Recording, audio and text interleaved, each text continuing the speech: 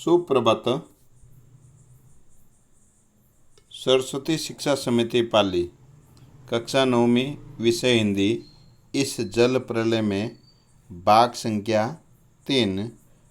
आज अपन देखना शुरू करते हैं। तीसरा चरण है जिसमें लेखक रात भर इंतजार करता है।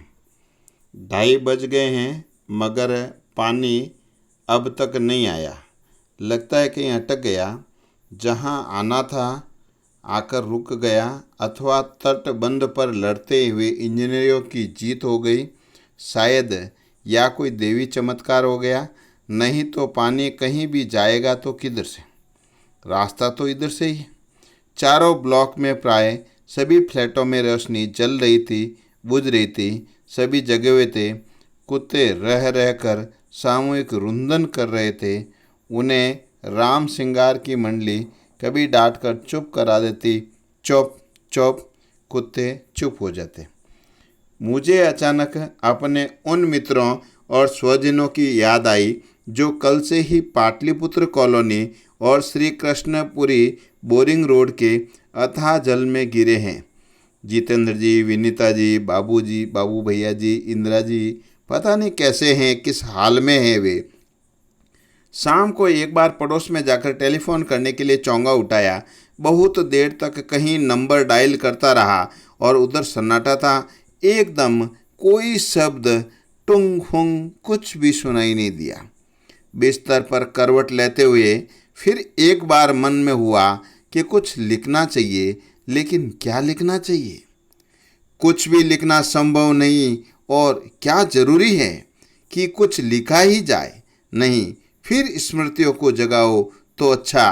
पिछले साल अगस्त में नरपतगंज थाना के चक्करदाह गांव के पास छाती भर पानी में खड़ी एक आसन पर जो आसन प्रसवा गाय थी, वो हमारी तरफ टुकर टुकर देख रही थी।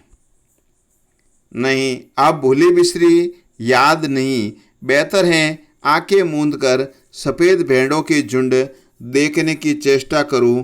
उजले उजले सफ़ेद भेड़ों के झुंड। किंतु सभी उजले भेड़ अचानक काले हो गए। बार बार आंखें खोलता हूँ, मूंदता हूँ, काले को उजला करना चाहता हूँ। भेड़ों का झुंड भूरा हो जाते हैं और उजले गेहुए रंग के भेड़ किसी ने झकझोर कर मुझे जगाया। घड़ी देखी एकदम तो अचानक 5:30 बज रहे थे और सवेरा हो चुका था। आ रहलो है पनिया पानी, आ गेलो है राम सिंगार, ओह मोन, अरे रामचंद्र, अरे हो किधर हो? ठीक है, ऐसी आवाज़ें सुनाई देने लगी। अब मैं दौड़कर छत पर चला गया। चारों ओर शोर, कोलाहल, कलरव, चीख पुकार, पानी का कलरव, लहरों का नर्तन। सामने फुटपाथ को पार कर अब पानी हमारे पिछवाड़े में सशक्त बहने लगा। गोलंबर पार्क के चारों ओर पानी नाच रहा था। आ गया है पानी, बहुत तेजी से बढ़ रहा था, चल रहा था।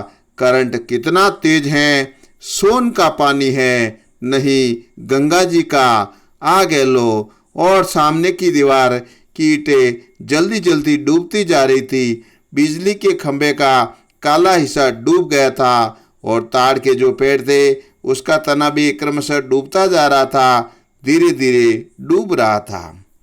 अभी यदि मेरे पास में कोई मूवी कैमरा होता, अगर एक टेप रिकॉर्डर होता, तो बात तो बचपन से ही ये मैं बाढ़ तो देखता आया हूँ, किंतु पानी का इस तरह आना कभी नहीं देखा।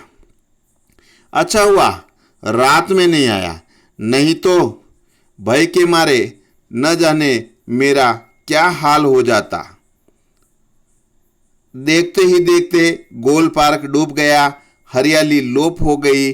अब हमारे चारों ओर पानी नाच रहा था। भूरे रंग के पेड़ों का जो झुंड है, वो भेड़ों का झुंड जो है, वो भेड़ दौड़ रहे थे। भूरे भेड़। चाय वाले की झोपड़ी गई। काश मेरे पास एक कोई मूवी कैमरा होता, एक टेप रिकॉर्डर होता तो क्या होता? अच्छा है, कुछ भी नहीं है। कलम थी और वो भी चोरी चली गई। अच्छा है, कुछ भी नहीं मेरे पास। अब जरा लास्ट में अपन देखते हैं कवि ने ऐसा क्यों कहा कि मेरे पास में पहले तो टेप रिकॉर्डर होता और इसके बाद में उसने कहा बहुत अच्छा है मेरे पास में कुछ नहीं है। क्योंकि अगर कवि के पास में कुछ होता तो कवि या तो लिखने बैठ जाता या टेप रिकॉर्डर से उसको जो है फिल्माने या फोटो खींचने लग जाता। तो वो जो मूल बात है, जो देखने का आनंद है, वो नहीं ले पाता। अंत में एक प्रश्न भी बनेगा, लेखक के पास कुछ नहीं था तो भी लेखक ने ऐसा क्यों कहा बहुत अच्छा हुआ? ऐसा इसीलिए कहा क्योंकि वो जो देखने का आनंद है वो आनंद नहीं ले पाता। अब अपन प्रश्नोत्तर की ओर आगे बढ़ते हैं, जिसमें अपन प्रश्नोत्तर करेंगे। लेखक को यह एहसास हुआ कि उसके इलाके में पानी घुसने की संभावना है, तो उसने क्या क्या प्रबंध किए? जब लेखक को लगा कि पानी घुसने की संभावना है, जैसे साधारण लोग अपने खाने पीने का सामान है, आलू दिया, सिलाई टिकिया है, ये कैंपस की गोलियां हैं और पढ़ने के लिए पत्रिकाएं हैं आदि जो हैं, ये वस्तुएं उसने खरीद ली मूल रूप से, ताकि इधर उधर इनके लिए आप भागना न पड़े। दूसरा प्रश्न, आपदाओं से निपटने के लिए अपनी तरफ से आपको कुछ सुझाव देने हैं। आपके क्षेत्र में ऐसी कोई आपदा हो जाए तो एक तो जब भी ऐसा लगे आपदा नियंत्रण कक्ष स्थापित होना चाहिए, वहाँ के लोगों के लिए नाव की व्यवस्था रहे और रेस्क्यू करने के लिए टीम का प्रबंध पहले से रहे। वो पूर्व सूचना सभी लोगों को समय से मौसम की जानकारी दे देनी चाहिए। ये आदि अनेक बातें हैं, ये मूल रूप से रहनी चाहिए। अपन आगे बढ़े। तीसरा प्रश्न, नौजवान के पानी में उतरते ही कुत्ता भी पानी में कूद गया, दोनों के किन भावनाओं के वशीभूत होकर ऐसा किया? पहले नौजवान पानी में उतरते हैं, वे अपने कुत्ते को पीछे नहीं छोड़ना चाहता, अर्थात अपने जीव जंतु से बहुत स्नेह करते थे, और उधर कुत्ता भी अपनी स्वामी भक्ति का परिचय देते हुए अपने स्वामी के साथ में वो भी कूद जाता है। तो दोनों ने एक दूसरे की स्वामी भक्ति का परिचय यहाँ पर दिया। इस तरह से ये जो पाठ है अपना पूर्ण होता है। अपन आगे इसी में दूसरा पाठ जो है पढ़ना शुरू करेंगे।